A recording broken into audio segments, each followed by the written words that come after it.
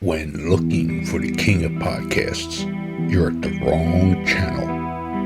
Well, excuse me! Looking for good ideas for life? You're far from good hands. Hey, bud, what's your problem? If you think the listener is always right, you're far from the right place. Out of order! Even in the future, nothing works! Hosted by a Northeasterner by birth, but a rebel by choice. Are you threatening me? If you want a host that floats between love and madness, and we know the night is always gonna be here anyway. Thinking of you's working up my appetite, looking forward to a little afternoon delight. then play on and listen to Crazy Train Radio. All right, guys, listen to this blues riff and B. Watch me for the changes and try and keep up, okay?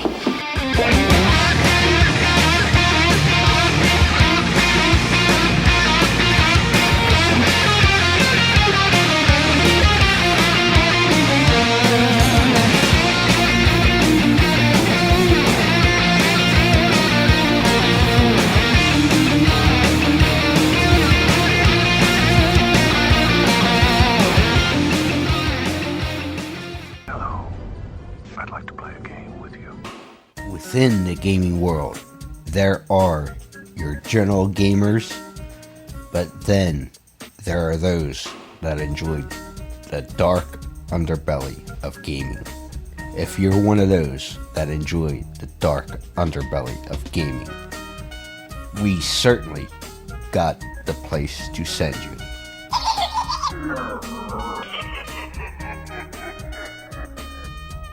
Scorpion Lair Games.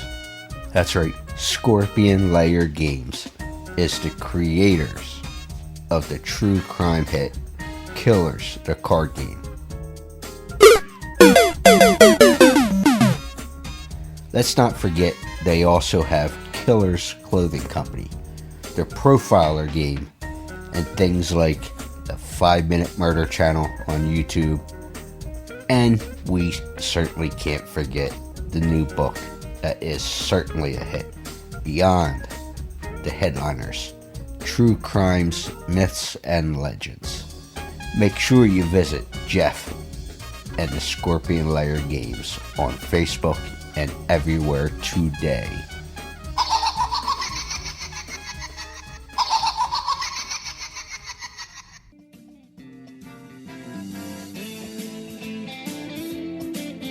Greetings from Tromaville. I'm Lloyd Kaufman, President of Troma Entertainment, creator of the creator of the fucking Toxic Avenger, and I'm overloading on Easter chocolate, but I'm very grateful to be on Crazy Train Radio. Crazy Train Radio. It's not crazy. It's fantastic. Toxic.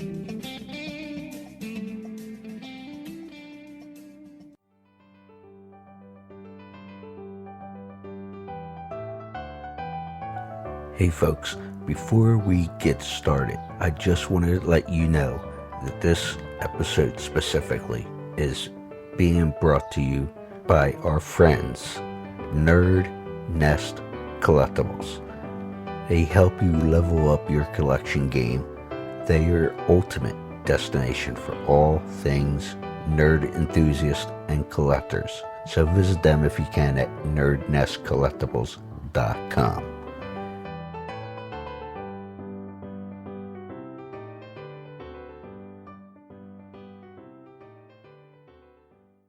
Hey folks, it's your least favorite host in the podcast world, Croc, Jonathan Steele. And boy, do we have a good one for you today.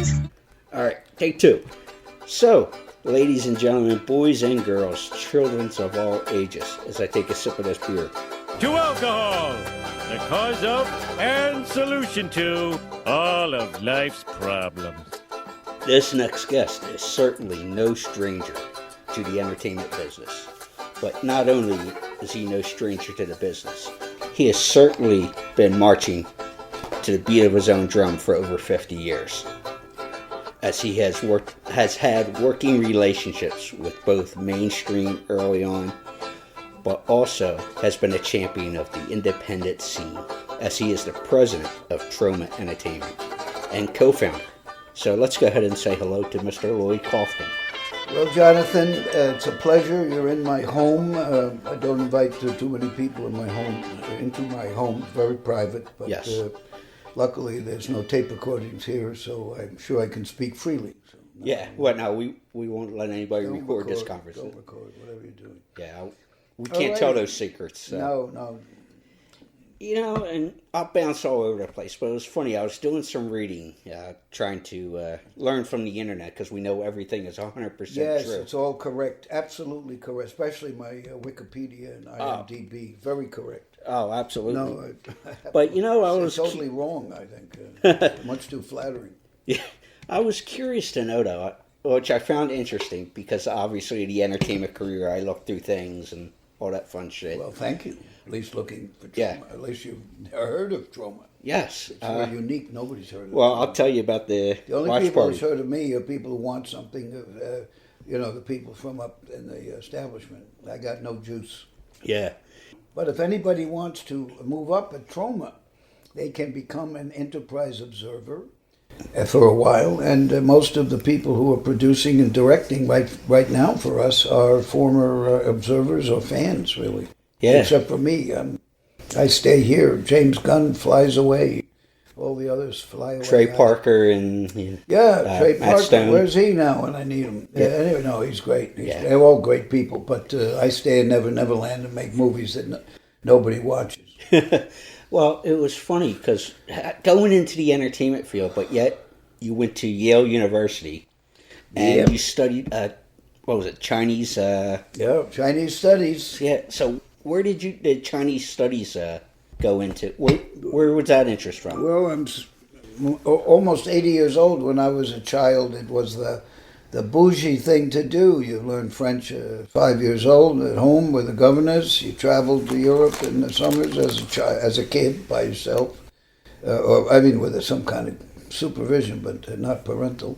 And you learned fluent French. And I figured, well, my high school education was all about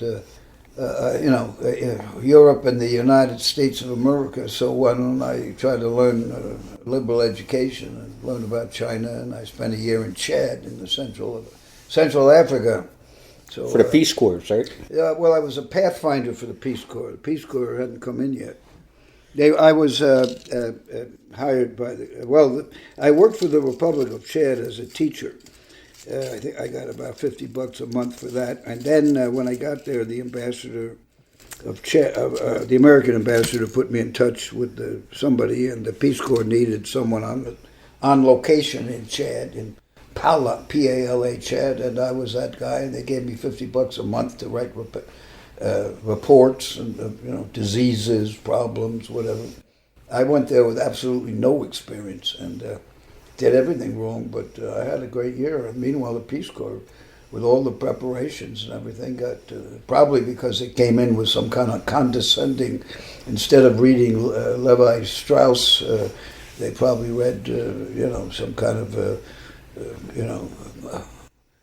very condescending, white man's burden kind of history, and they got kicked out, of course.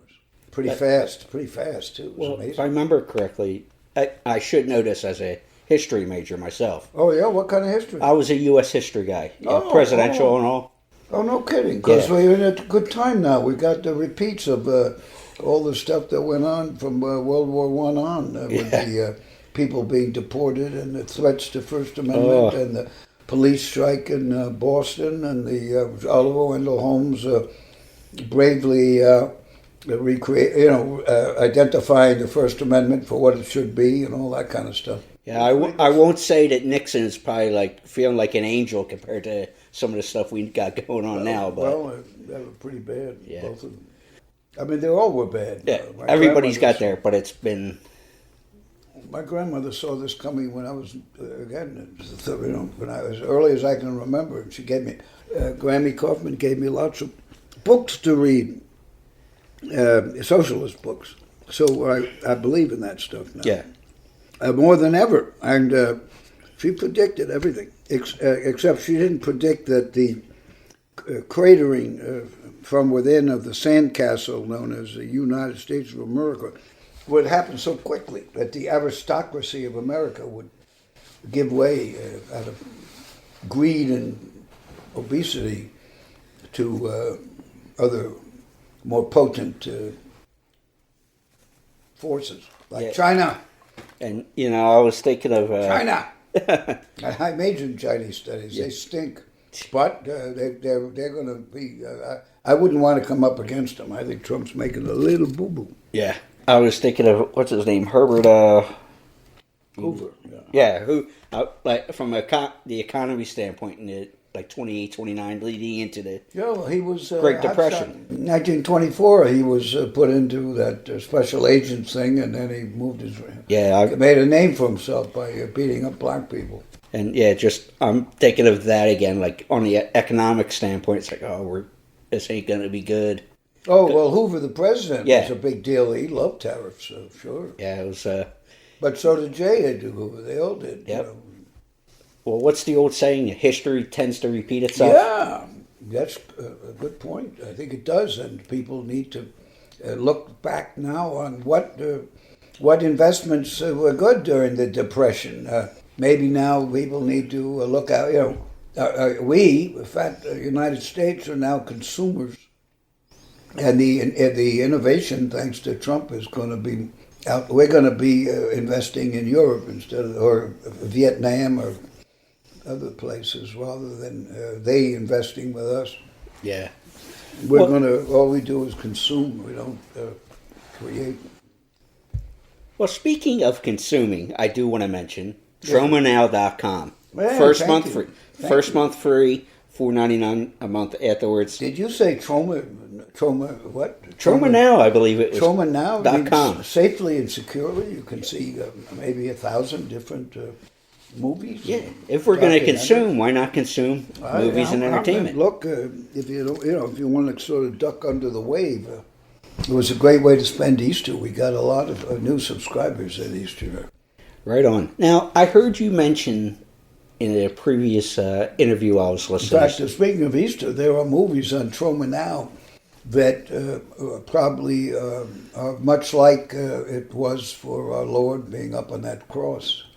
If you watch some of those movies. Story of a Junkie. Oh my gosh, that's a dark movie and a masterpiece, but it's it's the kind of thing you may want to watch on Good Friday. Absolutely. Well, kind of what we were just hitting at with the political and history and all that stuff. I thought of something you said in a previous interview I was listening to. Yes, John. Because of doing my homework and such. Well, thank you. You mentioned something along the lines of all art is political. Well, by the way, there's some delicious Easter chocolate if you'd like to have one, or some jelly beans. I'll try a piece of chocolate as we sit here and talk. They're excellent. They're from... Life was like a box of chocolates. You never know what you're going to get. They have big tariffs coming up now because cocoa is going to be very expensive.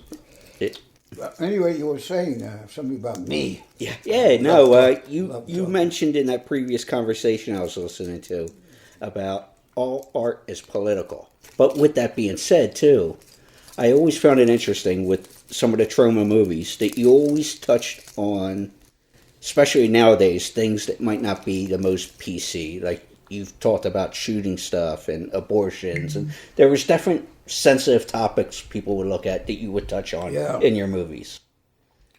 I'll tell you something. I'd like to touch on the fact that a masterpiece called The Thing by John Carpenter, 1982, is got buckets of blood and dismemberment and all sorts of stuff. Yet that got through the Motion Picture Association of America.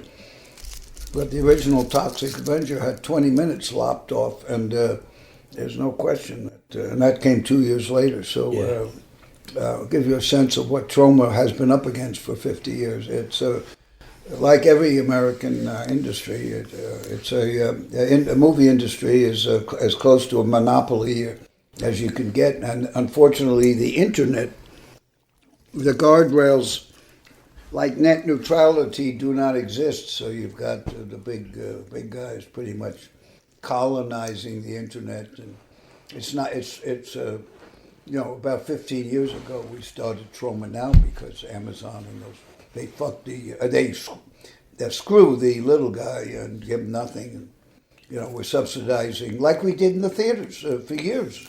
We'd get 30% if the theaters paid us, and AMC and Regal would give the majors 90%. And we didn't get paid half the time. Yeah, I got your money. And we now, of course, other than Troma, I don't know that there are any independent movie studios that play in movie theaters at all. At least we have if I direct a movie, I can get about 200 theaters, but it's usually just a weekend. Maybe New York and LA, I'll get a couple of weeks because people buy tickets.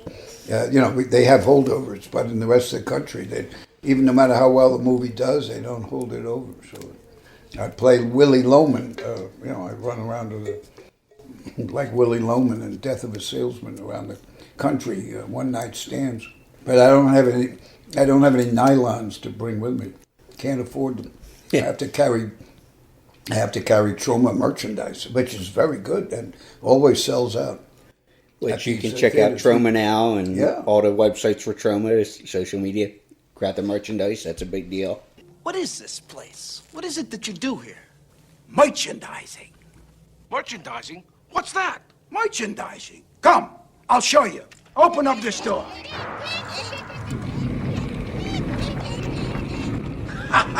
Come, walk this way. Take a look. We put the picture's name on everything. Merchandising, where the real money from the movie is made. Thank you. Yeah, we have a very good company store. TromaDirect.com. Yeah, a lot of good collectibles there. We can get autographs too for free. Yay! But it's funny. With the Crazy Train Radio, we host a lot of watch-along parties with movies. Oh, that's great. With different movies. We go with the horror, and we actually just recently did one of the Toxic Avenger 3 movies. But the three of them? We did 3 of them, and we actually had Ron on, and afterwards for a Q&A. But it's funny because we were talking about the big guys and the small guys and topics in the movies itself. Yeah. And I always reference, and I think you would appreciate the reference, in Mel Brooks. It was one of my favorite directors of all time. Certainly. And he always did the same thing that you guys would do in terms of, and I always reference Blazing Saddles, where he points the finger at everybody at some of our faults. Yeah, but, very true. But do you think if you guys were guys like you and Mel and whatnot of that generation, where you guys would point stuff out, do you think you could come up today with the PC culture it is, pointing a lot of that stuff out that you guys did? I didn't quite understand. Like if people, I'll use Blazing Saddles again, where he might use the N-word or certain, point out certain faults as a society that we have. Yeah. Do you think you guys could be doing that kind of thing today if you were coming up and start? George coming! Ring out the church bells! Strike up the band!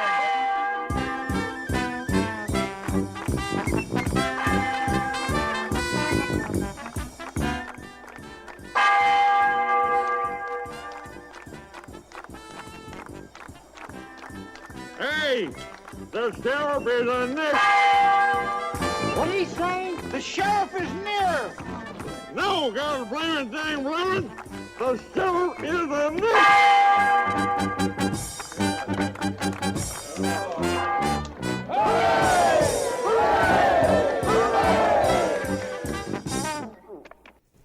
Why not? Farting. Everybody loves farting. You want to get laughs. Fat plus fart equals funny. That's one of the Trump equations. They just put it on Signal, I think. At any rate, I talk about that stuff in my books. No question about it. Art is from the heart, the brain, and the soul of the artist. And I do believe it's, whether the artists admit it or not, it's political. I agree. I think it's totally political. Other than the crap that AMC and Regal are showing, which is just, treacle. Could eat a box of a package of Twizzlers and get more intellectual stimulation. Although if you buy a package of Twizzlers in Regal or AMC, you probably have to pay $20. Yeah, I try to go to movies once every other week, and you're absolutely right. It's insane. Yeah. And yet the Academy Awards, my wife is the commissioner in New York City for all media. Movies, theater, gaming, music, everything. And so she has to sit through these stupid awards. Or she goes to them, too. She goes on the red carpet with it. There's a website for the commissioner. She's with a lot of Robert De Niro's and those kind of people. But she has a tough time because the city is rather slow now because of the strike, I think, and the COVID. But you were talking about something else, and I drifted off. No, you're fine. Well, no, there was I forgot what we were talking about. Just the PC-ness of topics touched on. Oliver Wendell Holmes said, "Do the Supreme Court you must take part in the actions and passions of one's time." And I was brought up as kind of a socialist, so here I am. Although due to my grandmother. I have a whole bunch of books here. I have one called Brave New World, but it's not by the guy who took acid. It's by Scott Nearing. And the Brave New World that I read, in addition to the other Brave New World, was about Chairman Mao and the Great March. Brave New World, Communist China, Red China, right? That's how I was brought up. The Cuba, Castro's a hero, Vietnam War stinks. I bought it, and my grandmother was right. Vietnam War was fucked up, but Cuba, we fucked up Castro. He was fine till we fucked him up. Lumumba, I got a painting over here, African painting, about how Lumumba was assassinated by Belgium and CIA puppets. He was the Kennedy of the Congo. It would have been democracy. It would have been a whole different world if we didn't fuck that up. Philippines, we fucked up. Well, you know that. You're a scholar of Teddy Roosevelt. He fucked that up. He also went after people who allegedly intended to do something bad. As they said something. Yeah, he was happy to do that. Wilson, of course, was a champion at it. Or his wife was when he became a vegetable. I mean, history is full of the corrupting the First, of misusing the First, of ignoring the First Amendment, and we're doing a great job right now. But the woke people did the same thing. You were guilty. That Me Too, stupid hashtag Me Too thing. Al Franken, for whom actually he was a Troma fan. He used footage for us from our movies on Saturday Night Live. He had clips, and my daughter. I never knew Al Franken, but my daughter.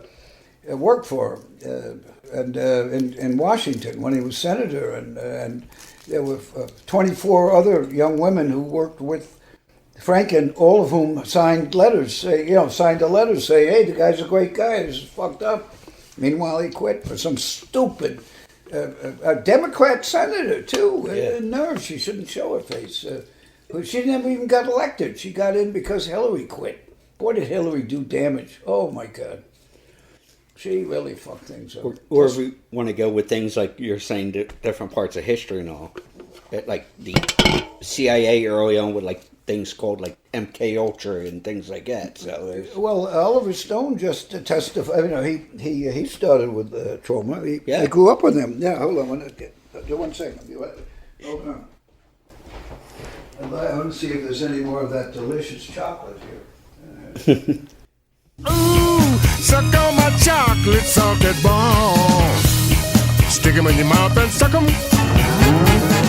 So, just so folks know, the Easter Bunny apparently has treated Lloyd and his wife very well with the...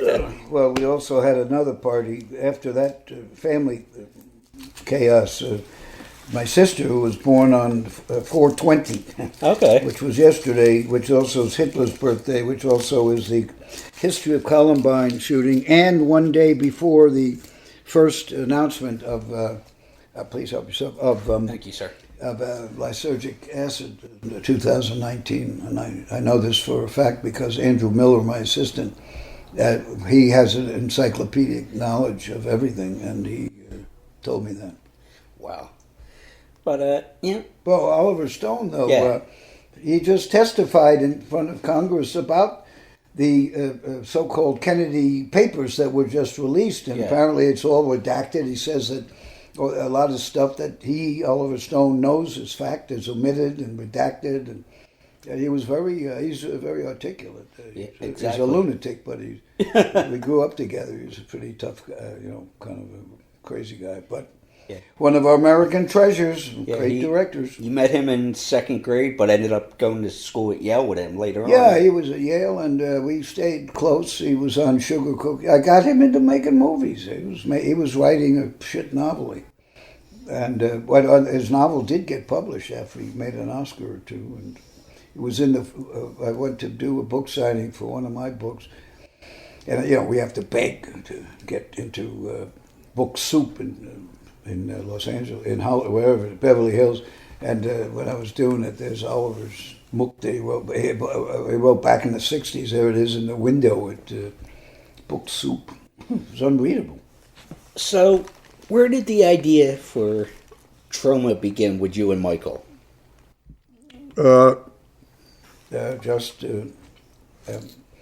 had already had some failures in the filmmaking area, and I had the good fortune to have attached myself to John G. Avildsen, Director of Rocky. But I met him when he directed, he had finished Guess What I Learned at School, and I had a job in the editing room of Canon, the old Canon, and Avildsen was in there, and I was rewinding, and then he was making Joe, and I got sent to the set, and I saw, wow, this guy's a good director, so I pretty much attached myself to him, and helped produce Cry Uncle, and I was promoted up the ranks on that movie to production manager, and I'm in it, and it's a terrific film. It's on Troma Now, hilarious film. Is that under the Samuel Y? No, John Avildsen directed it. No, I'm saying because I know you had a pseudonym for some of your guest Those were appearances. movies I directed. Oh, okay. Because I was in the Directors Guild, and they don't want you to direct, they want you to be fuck them.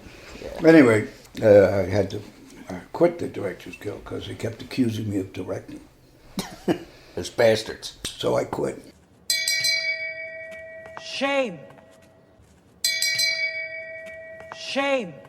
Anyway, I guess they did me a favor because then I could use my own name and actually, whatever. And I got to tell the fucking executive director, I got to tell him off real good years later. He was my wife took me to the Directors Guild Awards. It's fixed, the whole thing's fixed. Yeah. But this old man comes dancing up, and I said, "Hey, Stanley, fuck you, you dirty piece of fascist shit, you little HUAC fuck." And his wife was there dancing too, with my wife. My wife luckily doesn't remember it, but I'm sure he and his wife are dead by now. Ackerman, what a pig. He'd call our office, tell the receptionist that they're going to fine me $15,000 in the old days. This is, 70s. Big deal. Yeah, it's a lot of money, especially Troma. We don't have money. Well, it would be me. I was a member. Oy. Anyway, they put me on trial twice, and both times it was obviously, and they couldn't possibly have kicked me out. It was absurd. But then I did quit, and I wrote a resignation letter praising them that when I began with the guild, they had 1.5% of their membership was black and female, and when I left the guild, they had made a lot of progress. Now 2% was black and female. That was my resignation letter. Oh. Something to that effect. They didn't write back. I can't imagine why. Well, what are you going to do? Yeah, fuck them. Well, I mentioned we actually just recently did a 3-picture watch party virtually with fans across the country. Oh, that's great. And some in Canada joined us. Wonderful. And we do it on Zoom, bring everybody together, have the movie play. Usually have somebody associated with the movie. like we had, like I said, Ron, who played Toxie in part 2 and 3. Oh, yes. You know, he came on for a Q&A afterwards for the fans. Good. Very good. Gentleman. He's from Jersey as well, so. But That's great. would you say Toxie and the Toxic Avenger really gave Troma that like push towards mainstream because of the reception it got from the fans? Nobody ever heard of it. Go out in the street. Nobody's ever heard of Toxic Avenger. Maybe the new movie that cost $50 million. Maybe. Well, I would disagree in some aspects if I can, because if you go into, and I know you've been at several horror conventions over the years and stuff. Yes. We actually met briefly at Scarefest down in Kentucky. Oh, I love it. That's a great group there. Yeah.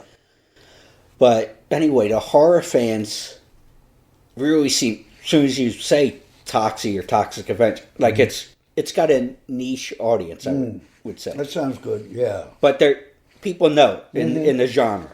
They know. Yeah, big with janitors, big with prisoners, Yeah. People that need help. But, it's funny because you mentioned your wife, the commissioner, and I actually brought this up with Ron and all, which he chuckled.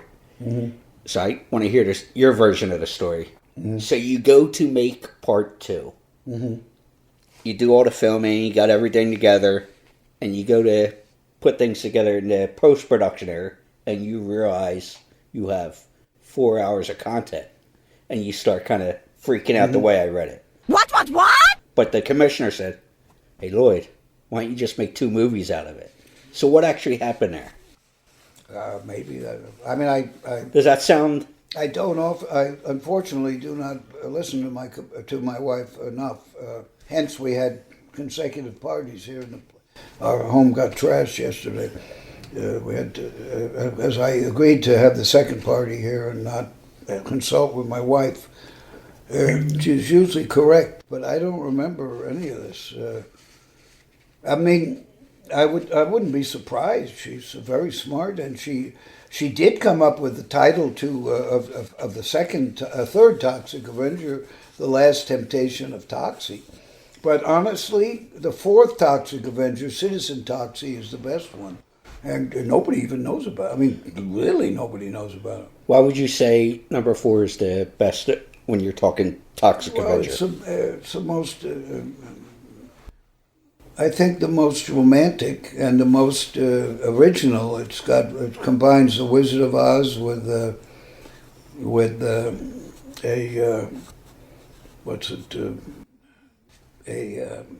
doppelganger, Tromaville, kind of makes fun of the science fiction. And it's got abortion, it's got plastic surgery, that they're still giving kids plastic surgery who have not even hit puberty. All the school shootings, all that stuff is still going on. Although the school shooting was in part 2.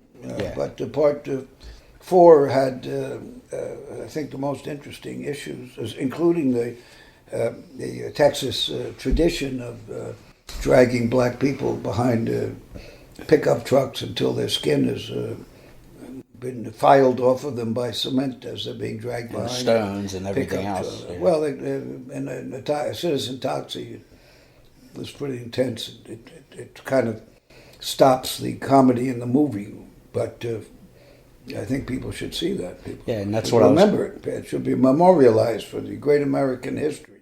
Yeah, that's kind of what I was referencing earlier with the, touching on, stuff that... Very important. But the sad thing is everything that Michael Hers and I have brought to the Toxic screen, every movie we've done in 50 years is every issue. It's worse than it ever was. Everything is worse. Nothing's better. Yeah, because obviously you mentioned as part of the anniversaries that have been going on as of yesterday, 4/20. Well, that was my sister's 75th birthday. She's production designer on our very best film, which we had. It's my brother's film, Mother's Day. Charles Kaufman and Susan Kaufman, production designer. Yeah, my brother also did When Nature Calls, and the MPAA destroyed both films. Well, happy birthday, Susan. Well, thank you. So, Very nice. You know, if she happens to hear happy birthday, I hope it was a good one. It was a surprise party. So Oh, we even had better. about 20 of her friends, which is amazing. There's a lot of, and they were great. I didn't know a lot of them. They're wonderful people. Yeah, so one of the things I found interesting with Troma in its early years, and you mentioned working with John on some of the projects early on with Canon and such, that you used they used Troma's flatbed machine. And For Rocky. Yes. Well, we, Michael Hers and his beautiful wife Maris put the dailies together. They synced up the dailies, the picture and the sound. You had to, in those days, you had to have two reels for every 400 feet. There'd be sound, and you had to sync up, and they'd send them back to Philadelphia overnight. Yeah. And then I'd have to project them for the crew in Philadelphia.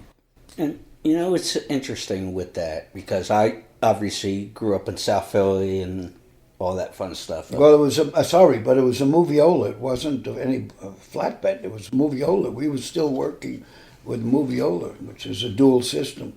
Sometimes you could take 4 reels at once if you're getting ready for a mix. Right on. And it's like a horse and buggy, you know. Would you say that's the biggest change over your years making movies and such, the technology change? Well, it kept. We've been very early adapters, thanks to young people with whom we work. We started Troma Now probably 15, 20 years ago. You know, we're way ahead of everybody. And we got into DVDs 2 years before this. We got into DVDs before the machines were in people's homes. That's how it didn't quite work out at first, but we had about a 2-year head start because, and VHS also. The Toxic Avenger, in fact, was a seminal movie because the company that distributed it was a big video company, and they had they poached one of our theatrical distribution guys who set up Lightning Video, and Toxic Avenger was the very first sort of horror genre type movie that was a huge hit on VHS. I think it was, they charged $200 a copy. And huge hit. It was, in fact, the guy whom they poached, Vestron Video, great people, very nice people, good people, honest, and took care of us, paid us, very unusual. Yeah. But that guy who headed up Lightning said that Toxic Avenger was seminal. That was the word he used. Yeah, because I remember going to the video store, which you don't see anymore, as a little kid. And later on, I come to learn how expensive both beta and VHS were at the time. It was like, when people wanted to buy it for their home usage, it was like $70 or $80 per cassette at the time. Yeah, at least. They were $1.99 retail for at least a couple of years. At least the ones that people wanted, Bloodsucking Freaks, $200. And they would put out 2 versions. They were allowed to put out the R-rated version, which was always chopped up, and then the director's cut version in states that didn't care too much. You know. So, you know. Very dicey. But we had a lead. Yeah, we got in there early. And we also started using the internet before the salesman started. With, we were talking independent projects, and you've been a champion of it as well. Thank you. I've written a bunch of books. Yes. Well, you know, let's touch on the books. Sure. So, obviously, like I said, you've made your name and money in film and with Troma and all that stuff. But like you just mentioned, you've done books as well. Yeah. Is there a particular medium when it comes to that you prefer, whether it's writing or being involved with film and production? Well, I think the joy of a movie for me is it's creative, and you know, I like to say something. You know, Samuel Goldwyn famously said, "If you want to send a message, use Western Union. But I think, I mean, you look at John Ford westerns. Tell me there are no messages. There's a totally different view of history. Exterminating the Indians these are masterpieces too, John Ford, but exterminating the Indians was a glorious thing. Those fucking Indians. The searchers, those fucking Indians. It wasn't until Marlon Brando refused the very phony Academy Award and sent an Indian woman up there to refuse it. I don't think America had given a thought to other than people like my grandmother. Sorry. I gotta mention it because I had texted Lloyd saying, "Hey, I'm in the neighborhood a little earlier than I expected, and all. Mind if I come early?" So he goes, "Yeah, absolutely." I had the address, but he goes, "Toxie's on top of the door." Oh, which I found hilarious. I'm I'm looking at, I'm expecting this guy with the color. Oh, you thought that the actor would be jumping out there? Well, not so much. I was thinking the color. The green and the... Yeah, well... But no, it's... What was that like when you said, okay, you know what, I want to put this... It's a good idea. We should paint it. Do it like a lot of the great sculptures. Great sculptures were painted, apparently, but the paint is worn off. We should paint that thing. It's a great idea. Have it in like glow in the dark. Well, we do get people... yesterday I came out and there was a woman, a beautiful woman, kind of in white beater and fashion layout type thing, but she's beautiful. And they were doing a fashion spread with Toxie in the background. I don't know what it was for, but something my sister or somebody. No, not my sister. Who was it? One of my daughters. Oh, your house is gonna be in there. Yeah, I thought I was worried that people come and get us. So what? I'm curious to know, because Dad, I heard on the internet, was a lawyer, and obviously... Who that? Who? Your dad.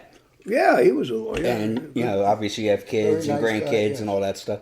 So what's, like, the family think of what you've done for a career?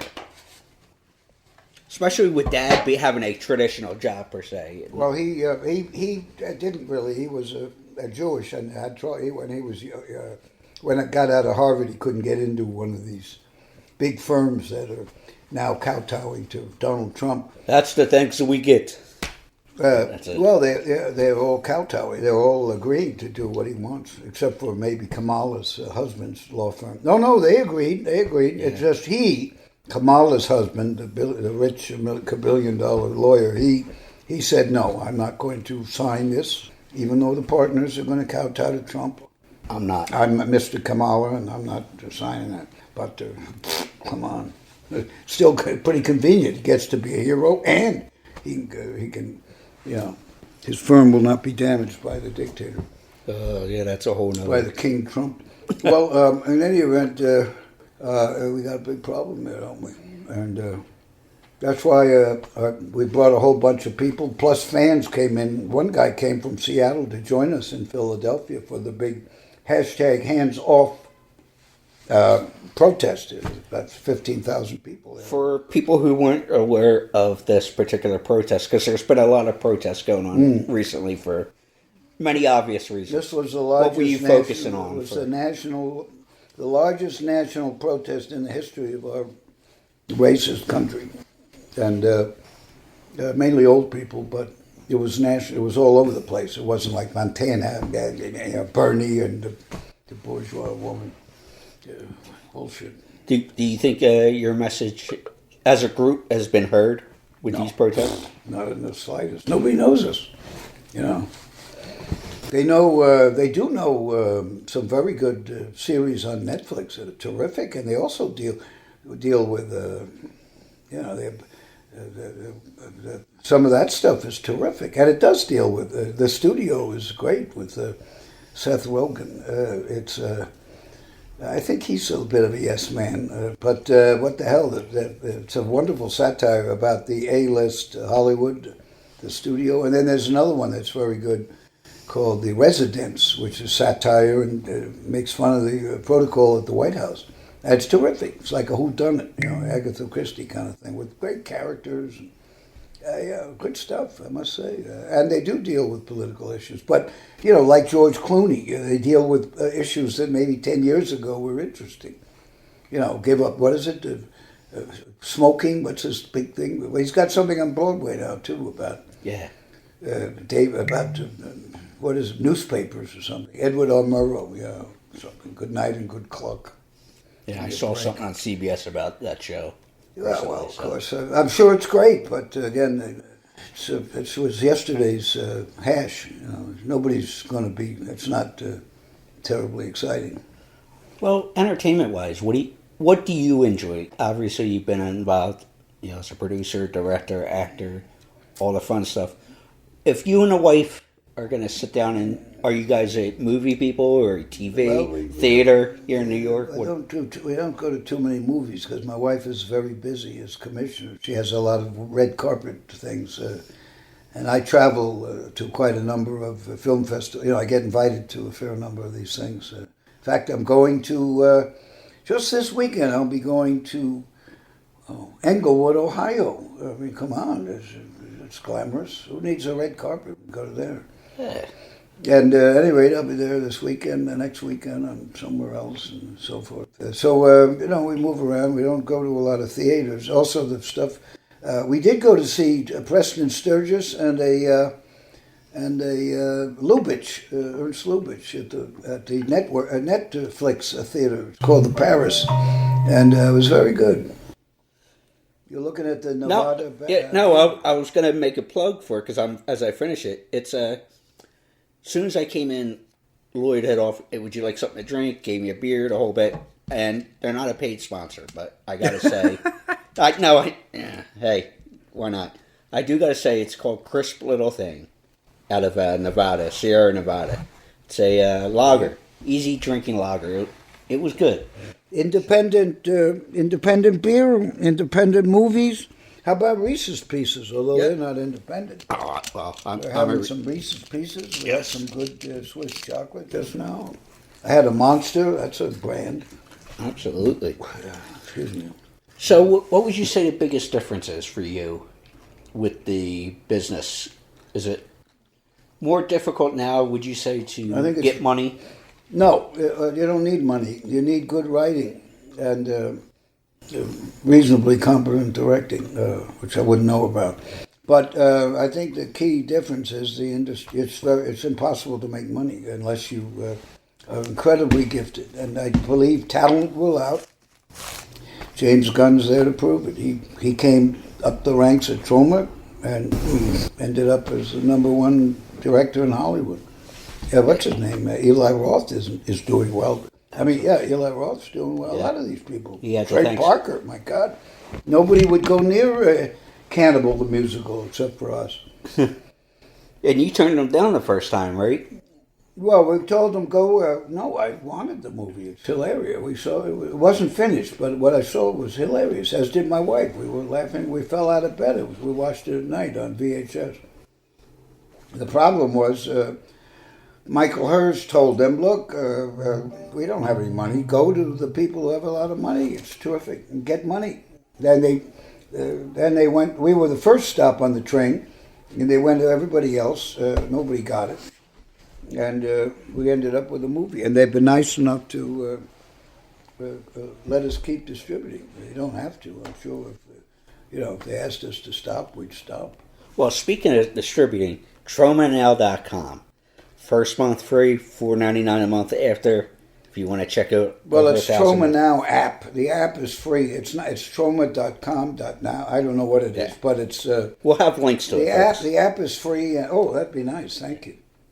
Links would be good. We like to put the links with every episode. That way, folks can. Thank you. That way, if they choose to go check things out, we make it easy. Well, the links is a very rare and endangered type of fox, so I'm all for it. Yeah, we like to make it easier for people to, if they want to go see it, the links go here. Links are very important. Absolutely. Yes, to the so ecology too. Yes. Yeah. What do you guys got going on now? What does the rest of 2025 look like?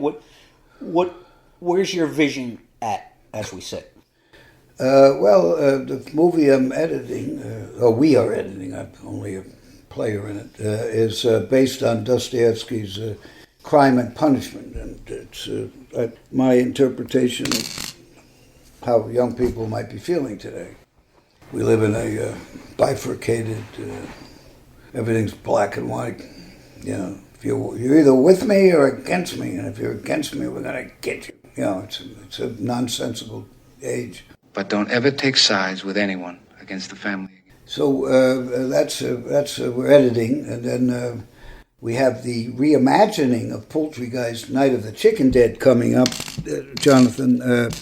And Mercedes the Muse, who directed that movie that's starting to play in the theaters, it just opened in the Balboa in San Francisco, called The Rise of the Super Tromettes. Mercedes the Muse has made other movies for us. They're on Troma Now. They're very good. And feminist-type films, but they're extremely entertaining, and I think people, I know that they're very high on the rankings on Troma Now, so, and they do have sex in them, but, it's art, it's political, she has her own, she's very much an auteur, or auteuress, or an auteur, I guess. You can't you're not allowed to say what the, Mercedes the Muse, I guess that's sort of feminine. Yeah. Well, as we wrap, I want to go back to something you mentioned earlier with working with Oliver Stone early on, and you guys were involved with the lesbian thriller Sugar Cookies. Yes, Vertigo. It was our idea of Vertigo. Mary Warrenov and Ted Gershuni, her husband, and I wrote a script based on what Ted Gershuni and Mary Warrenov wanted. Sorry. You're good. And then caught a cold from my sister's filthy friends. Those bastards. They're very nice, but they carry germs. At any rate, I wore an aluminum hat, though. Didn't help. So there you have it. We got Museum of the Moving Image is going to be playing Curse of the Weird Deer that we produced by Ben Johnson. A very good film. Anti-hunting, but funny as hell and very Troma. And it's starting to play. We have something called Hands Across Tromerica, which is kind of a marathon of 6 movies that cross across the country in theaters, 1 or 2 night stands. And Sweetmeats, another movie we just produced. It had its world premiere in Cincinnati, Ohio, home of Ricky Glore, a very good stand-up comedian, very popular and clean, very clean. The movie's not clean, but it is clean. It's just a bit. It's a musical, but quite violent. But I don't. There's no nudity. Clean, more like you're saying. As far as the comedian, like a Jeff Foxworthy type of clean with the humor. Well, he doesn't say fucking shit, that's, and nigger, and all that stuff. Yeah, that's. And he's very funny. He's on YouTube. He gets a big crowd. But this is his first feature-length movie, and we produced it for him, and I know he's very happy with it, and I hope it does well for him. We'll see what happens. When you think about it, and I know it's tough to think about ourselves this way, but my final question is, what would you say your legacy is, both personally and professionally, when people bring up the name Lloyd Kaufman?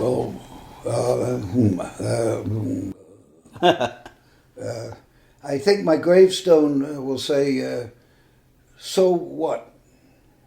That'll be it. I think that's it. So what? That's right up there, I think, with the one I read recently of Rodney Dangerfield. Says, "There goes the neighborhood." What's his? He said he put something on there like, "There goes the neighborhood." Oh. Yeah, no, I'm a little less amusing. I'm more, It's almost as a bit darker, I think, at this point in my existence. Yeah, and it's funny. I was just out in L.A. Of course, it was during the wildfires. Oh, geez. Back in January. Oh. I was in that area. Oh my heavens! I hope you're. Now everybody's cool that I know, thank God. But I was I got to visit one of the famous cemeteries. Oh, and where a lot of like Judy Garland's buried there, and just Burt Reynolds, and a lot of known people. And apparently, I don't know how true it was because that damn internet always 100% accurate. Yeah, you never know. But apparently, Burt Reynolds and Pee Wee Herman had issues. For some odd reason. I don't know. Interesting. I don't know how. But yet, they were buried 3 plots apart, which I found hilarious. Because I had just read that rumor, and it's like, well, there's Burt.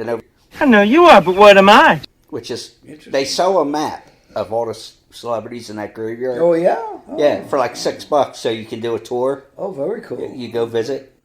But Pee Wee wasn't on the map. He didn't want to be on that, you know. Like it was a personal choice, I heard. Well, isn't there a marker, a plaque? Oh, no, it's Paul Rubens. I meant at the movie theater in Florida where he was made famous. I think they have a plaque there, like the theater in Texas where JFK was. The book suppository. No, actually, the theater. Where he gave the speech. Lee Harvey Oswald. They arrested him in the Texas Theater, which is in Dallas, and that's where we play.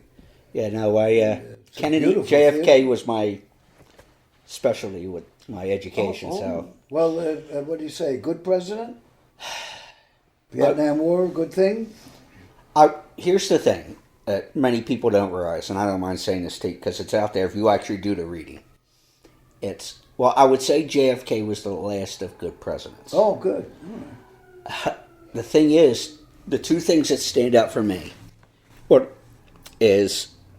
we mentioned about Vietnam, and if he had lived and done, and like I said, if you do the research, it's out there. If he lived and was reelected, he was going to get reelected in '64. We wouldn't have gone into Vietnam like we did. The other thing is... No Bay of Tonkin lying. Yeah. Then I'm thinking Gulf of Tonkin, that was 59 before him. Gulf of Tonkin. Yeah, that was 59. Yeah, big lie. Yeah, with, what's his name? Who was the general of World War II? To bomb you back to the Stone Age, Curtis? Yeah. He was going to bomb him back to the Stone Age. That was his famous remark. Yeah. But the other one was, we were still in depth with the Cold War at the time. That's right. And I can't remember the gentleman's name who was the... Westmoreland? The leader in Russia. Oh, in Russia? Yeah. I don't know the general. Yeah, no, there was... I'll put it in the notes, but they are heavy Roman Catholics and stuff in Russia. That's like they're big. And Kennedy was known as a Catholic. You know who was trying to mediate them? The Pope. Yes, the Pope. I read that book. Fuck the Pope. I hate the Pope. But that's a whole nother... Now they all become saints. If you've studied history, they had nothing to do with sainthood. They were mercenary. They were CEOs. Yep, exactly. And now suddenly everyone's a saint, even the one that liked Hitler, the one during World War II. He loved Hitler. He was a good buddy. They were pals. Well, let me ask you this as we wrap. I'm sorry. Yes, sir. No, it's wonderful. Thank you. I was thinking about the independent projects, and it seems over time, it seems like the past few years, it's been a very hot market. We have things like, I guess about 10 or 15 years ago, the Hatchet Shares, Adam Green. Well, did anybody make any money other than did Adam is still doing a pie? I don't think he doesn't look or sound rich. No, but then you have currently the hot kid on the block is the Terrifier and Art the Clown. Well, God bless them. They did the impossible. I hope I don't know if the creators are getting any money. But, I don't know. It's the biggest unrated gross in history. And part 3 that came out last year. So good for them. Hopefully film. They hit the roulette wheel. That's what keeps everybody, going after the brass ring. And I think I can say this because I know those guys a little bit. Like Phil Falcone, who was the main producer, got in with Damien and all. Those guys kept the rights to, like they didn't, like with 2 and 3. Oh, good. When they they were smart enough to keep the ownership. So good for them. They read my books. Right on. But Lloyd, thank you for letting me come into your home and have a conversation with you. No, thank you, Jonathan. Nothing I like better than talking about myself.